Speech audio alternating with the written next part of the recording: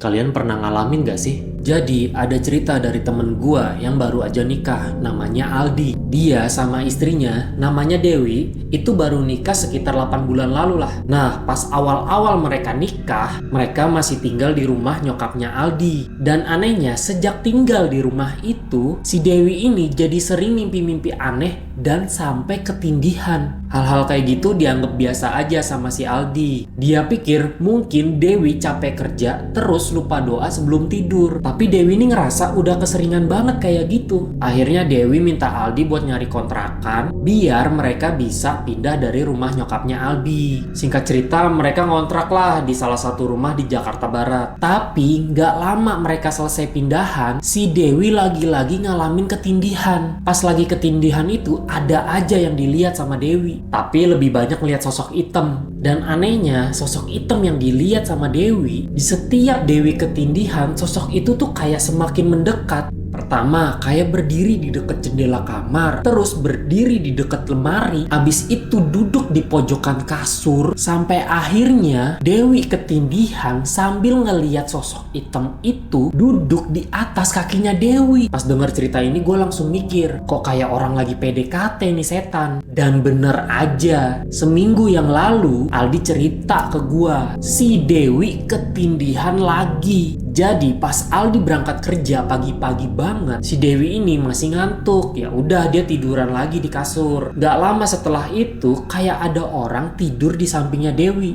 Gak tahu kenapa waktu itu Dewi kayak orang linglung. Dewi ngerasa kalau Aldi masih ada di rumah dan masih tidur di sampingnya dia. Jadi si Dewi cuek aja sama sosok yang ada di sampingnya. Yang paling ngeri pas Dewi lagi setengah sadar antara tidur dan enggak, Dewi ngerasa dipeluk terus dicium. Setelah Dewi ngerasa aneh, Dewi ini sadar, loh suami gua kan udah berangkat kerja tadi. Ini siapa yang tidur di samping gua?